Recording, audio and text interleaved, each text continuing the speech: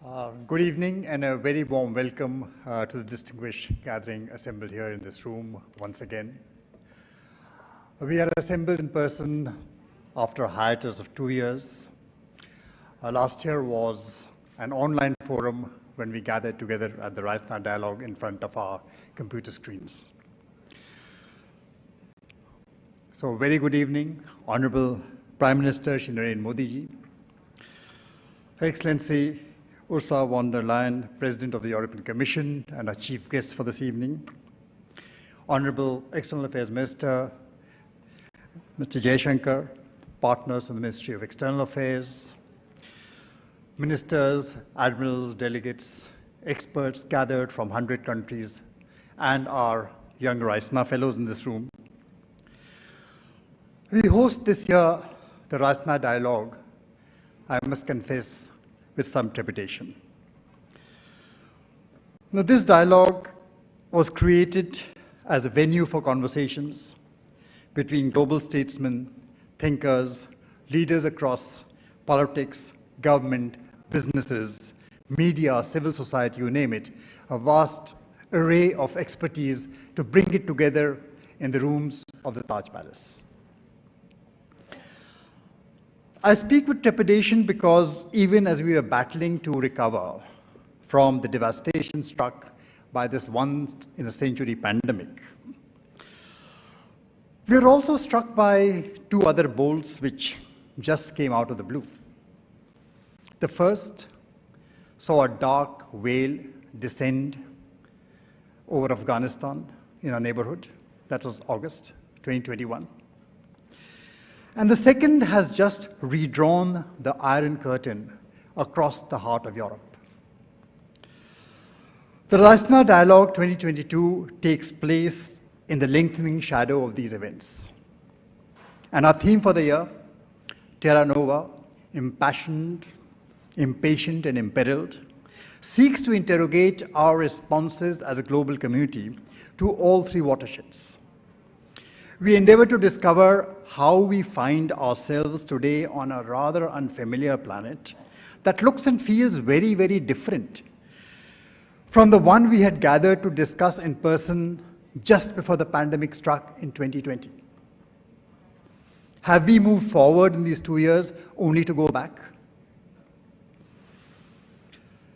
Just as the collapse of Kabul in 2021 was seeking to signal a new geoeconomic architecture that sought to respond to the strategic competition of the 21st century, February 24th threw us back into the old bipolar global order of a bitter Cold War that the world should have relegated to history books 30 years ago.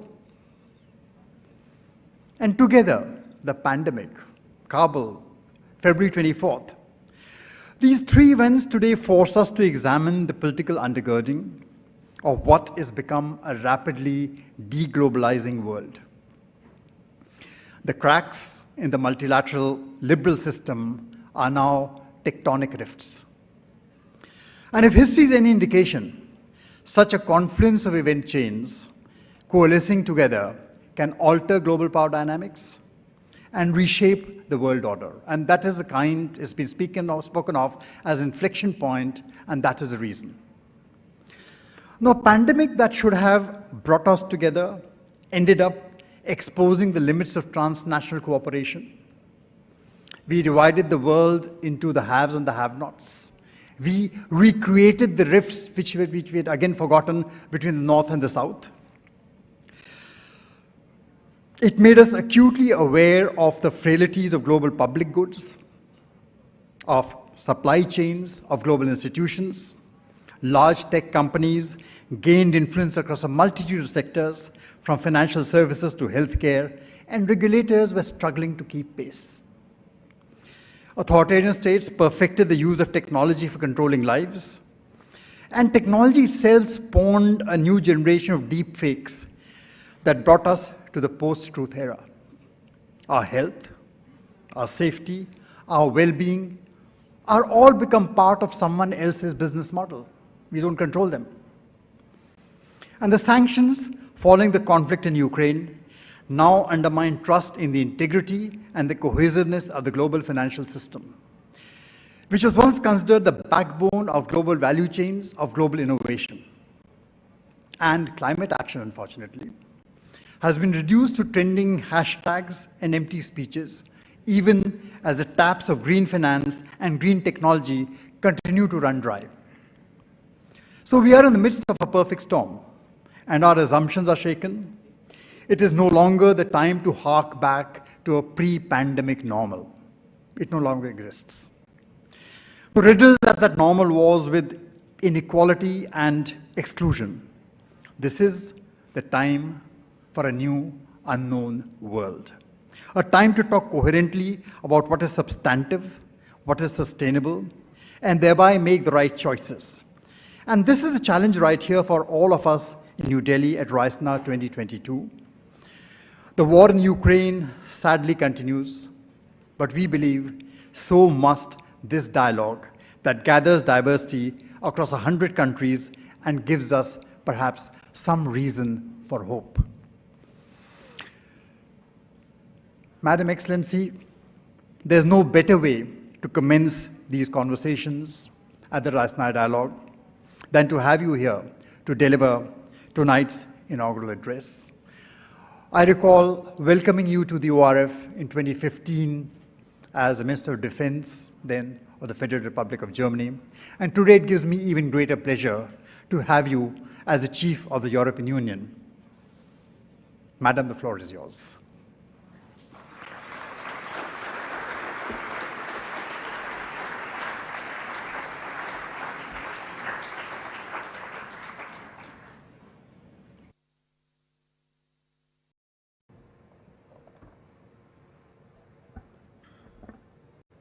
Prime Minister Modi, Excellencies, Ambassadors, distinguished guests. Every 5 years, when Indians are casting their vote in parliamentary elections, the world watches with admiration as the world's largest democracy charts its future path. Because the outcome of decisions made by 1.3 billion people resonates around the globe. This is especially true for Europe. As vibrant democracies, India and the European Union share fundamental values and common interests. Together, we believe in each country's right to determine its own destiny. Together, we believe in the rule of law and fundamental rights. And together, we believe that it is democracy that best delivers for citizens. So, despite our geographic distance and despite the different languages we speak, when we look at each other, we do not meet as strangers, but as close friends. Democracy was born more than 2,000 years ago in Europe, but today its largest home is India. For the European Union, strengthening and energizing its partnership with India is a priority in this upcoming decade. Both our economies thrive in a world of common rules and fair competition. And we share the same interests in safe trading routes, in seamless supply chains, and in a free and open Indo-Pacific. Both our regions are driving forces in the digital revolution, and this makes us natural partners in setting global standards to make sure that the rules of the analog world also count in the digital domain. And of course, both India and the European Union are key in the transition to a more sustainable and green future for our planet. So we must pool our strength in the fight against climate change. It's so urgent. And this is our common responsibility, not only towards the global community, but mostly towards the next generation. However, our values are not shared by everyone. We all see the rising challenges to our open and free societies. This is true for the technological and the economic domain, but it is also true for security. The reality is that the core principles that underpin peace and security across the world are at stake, in Asia as well as in Europe. The images coming from Russia's attack on Ukraine have shocked and are shocking the whole world. 2 weeks ago, I visited Bucha, the suburb of Kyiv, which was devastated by Russian troops as they withdrew from the north of Ukraine. I saw with my own eyes the bodies lined up on the ground. I saw the mass graves. I listened to survivors of atrocious crimes the Kremlin soldiers committed. I saw the scars of bombed schools and resident houses and hospitals. These are severe violations of international law, targeting and killing innocent civilians, redrawing borders by force, subjugating the will of a free people. This goes against core principles enshrined in the UN Charter. In Europe, we see Russia's aggression as a direct threat to our security. We will make sure that the unprovoked and unjustified aggression against Ukraine will be a strategic failure. This is why we're doing all we can to help Ukraine fight for its freedom. This is why we immediately imposed massive, sharp, and effective sanctions. Sanctions are never a standalone solution. They are embedded in a broader strategy that has diplomatic and security elements.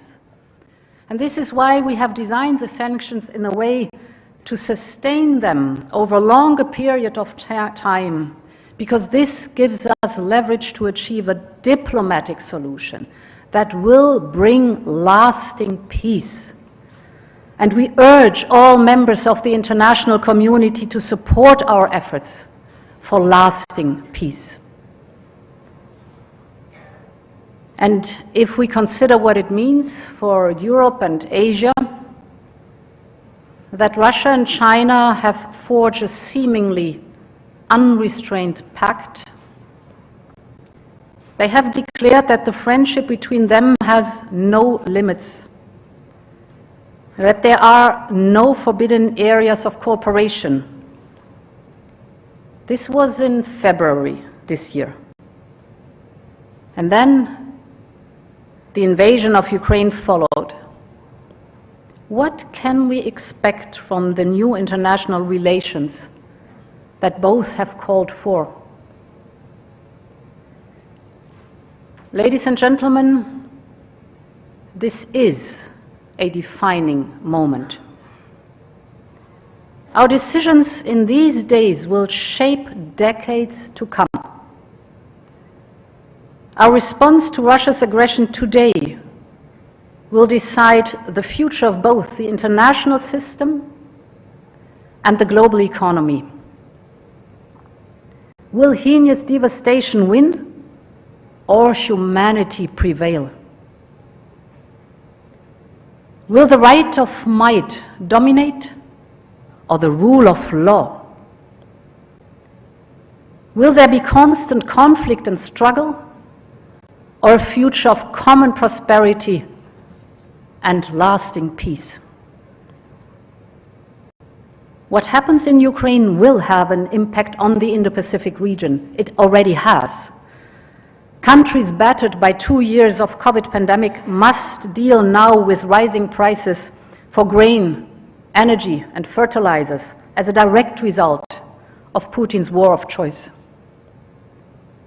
Thus, the outcome of the war will not only determine the future of Europe, but also deeply affect the Indo-Pacific region and the rest of the world. For the Indo-Pacific region, it is as important as for Europe that borders are respected and that spheres of influence are rejected. We want a positive vision for a peaceful and prosperous Indo-Pacific region. The region is home to half of the world's population and 60% of the global GDP. Our vision is that the Indo-Pacific region remains free and open and becomes more interconnected, prosperous, secure, and resilient, with an open and rules-based security architecture that serves all interests. To this end, we will deepen our engagement with our partners in the region, including ASEAN. On China, we will continue to encourage Beijing to play its part in a peaceful and thriving Indo-Pacific region. The relationship between the European Union and China is simultaneously strategically important and challenging. All at once, China is a negotiating partner, an economic competitor, and a systemic rival. We will continue our multifaceted engagement. We will continue to cooperate on tackling common challenges, and we will protect our essential interests and promote our values. And on this foundation of engagement in the Indo-Pacific region, we seek to build a new common agenda for the 21st century. One major item on this agenda is the need around the world for massive investment to overcome the fallout of the COVID pandemic and to modernize their economies. And as a consequence, some countries have been forced to take unsustainable offers. They face a situation where they do not fully control their own infrastructure, be it seaports or airports, be it bridges or railways. But investments in our future should never come at the expense of a country's independence. Throughout the 2020s, developing Asian countries will need to invest more than 5% of their gross domestic product to meet the infrastructure needs of their own fast-growing economies. This means globally over $1.7 trillion per year. The needs are massive, but so are the opportunities.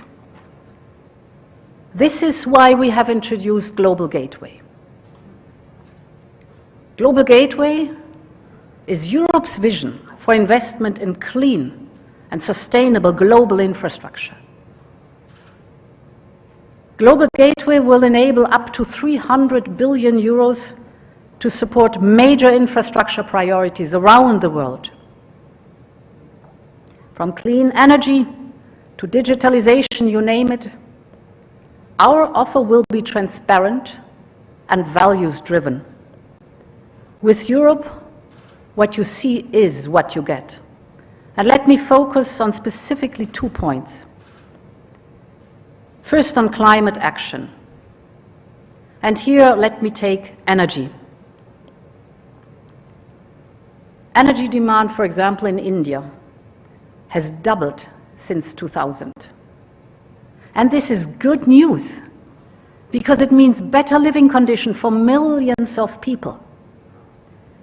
Over the next 20 years, India will need an additional energy capacity that is equal to the entire European energy consumption, additional. So the question is, will this energy be clean?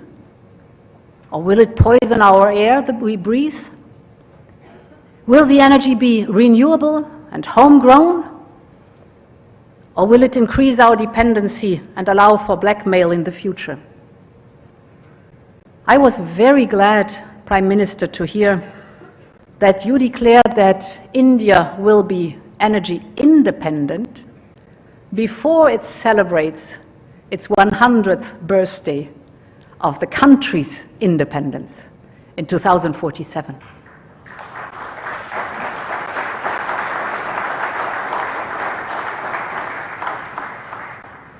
So the choices made today are crucial, not just for this great nation, but for the whole world. Global Gateway could bring, for example, to India and Bangladesh more hydropower produced in Nepal and Bhutan. It could build clean hydrogen infrastructure to power up your heavy industries. Just yesterday, I visited the headquarters of the International Solar Alliance. This is a great partnership launched by Prime Minister Modi and now bringing together 86 countries. So it's innovation at the service of people, because the International Service Alliance will benefit most the least developed countries and the small island developing states. And given the geopolitical and climate challenges we face, the business case today for solar is stronger than ever. So we should massively scale it up also through Global Gateway for the benefit of our common prosperity and the planet we all share. We also can help the climate when saving energy. I know this sounds obvious, but in a country the size of India, the sum of many small individual decisions can have a tremendous overall impact in the end. Just think of this example. As prices drop dramatically, in recent years, millions of Indians switched from using traditional old light bulbs to modern LED lighting technology. This resulted in annual energy savings of 30 terawatt hours. This is roughly enough to power 28 million average Indian households for a year, just by saving, or for the whole of Denmark, just through saving energy. So there's really big time potential in energy efficiency and energy savings. We also need to strengthen our cooperation in the digital field. This is my second point. Because cutting-edge technology is at the heart of our future cooperation. And Asia is a powerhouse when it comes to new technologies, from artificial intelligence to quantum computing. Our cooperation is about more than investment and infrastructure. It is about talent and technology based on fundamental values, on standards, for example. Today, India and the European Union both recognize that we are better off when we develop global standards for new technologies such as 5G, instead of seeking separate national solutions. And we share many of the same values when it comes to the digital world. We share the idea that privacy should be guaranteed online as well as offline, and that technology should enhance individual freedom, not the state's ability to control us. Think about data protection. European companies outsource many of their IT processes to Indian companies. Europe generates almost 1/3 of the revenues for the Indian business process outsourcing sector. And with equivalent rules, we could unlock even greater data flows between our regions with immense benefits for the companies in our respective regions. As I said earlier, for the European Union, the partnership with this region is one of our most important relationships for the coming decade, and strengthening this partnership is a priority for the European Union. Our strategic cooperation should take place at the nexus of trade, trusted technology, and security, notably in respect of challenges posed by rival governance models. And therefore, I am very pleased that today Prime Minister Modi and I have agreed to establish an EU-India Trade and Technology Council to tackle key trade, economic, and technological challenges. And as like-minded partners, the European Union and India will be working on several tracks. We have launched negotiations on a free trade agreement, as well as on investment protection and geographical indications. For Europe, this is a strategic investment in our partnership with India. The European Union is India's third most important trade partner, but we can do so much more. Our trade is far below our potential, both for Indian and European goods and services. So this deal will bring new technologies, new investment, an unprecedented integration into shared value chains. We are the two largest democracies in the world, and together we have a lot to give for the benefit of the people. Ladies and gentlemen, we are living indeed in a terra nova, as the title of this year's Raisina dialogue suggests. We all have to choose whether we want a terra nova to be wild, dangerous, and an unlivable place, or a better home for all humankind. I am convinced that democracies will have a crucial role to play in defining the world of tomorrow. I want Europe to be a partner for Asia in shaping this new world, a world of independent yet interconnected countries, working together for a more prosperous and peaceful world, working together for the benefit of humankind. Thank you very much for your attention.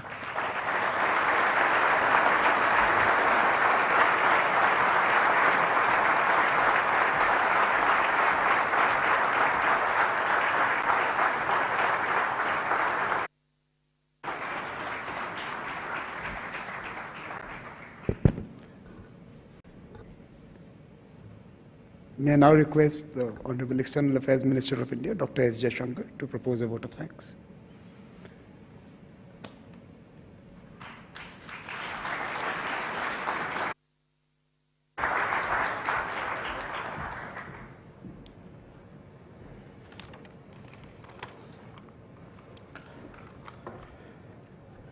Prime Minister Shri Narendra Modi ji, President von der Leyen, Excellencies, ladies and gentlemen.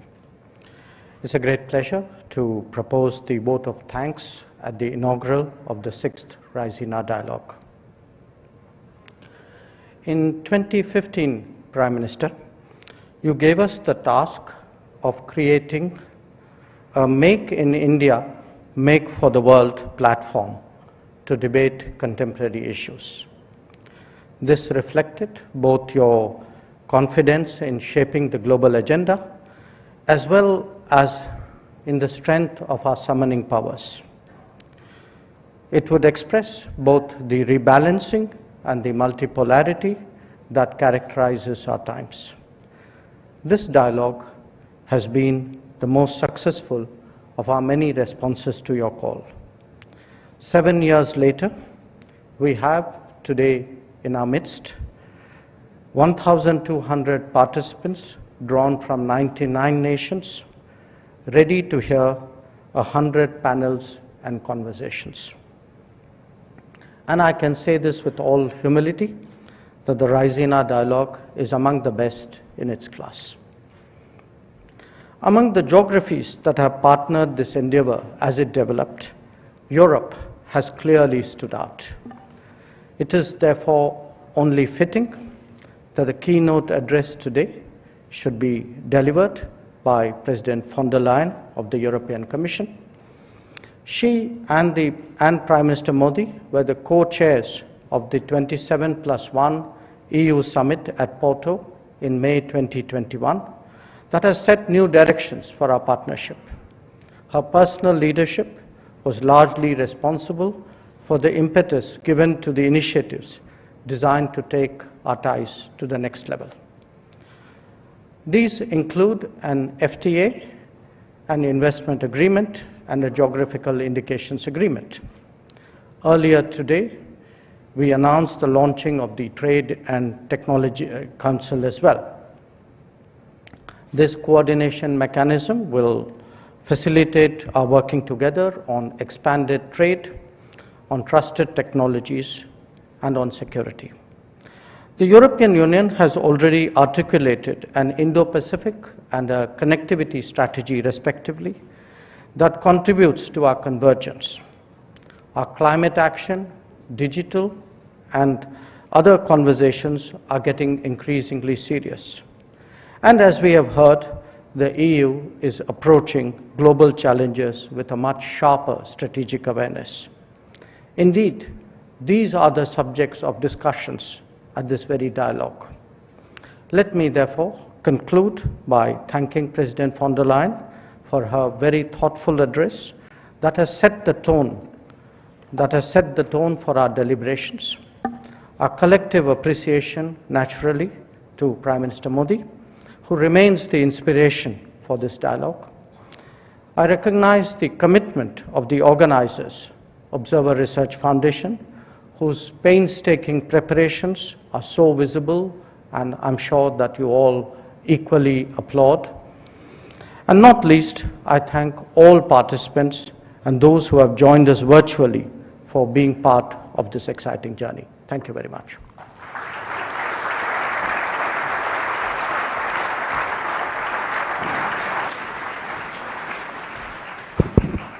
So this brings us to the close of this inauguration session. I will request you all to remain seated. The Honorable Prime Minister and Her Excellency President von der Leyen will leave the room. We will open the doors at some point, but till then remain seated and please do not crowd near the door as we move out. There are dinners that you can join and you would have received invitations, and we'll proceed to those venues. Thank you very much, sir.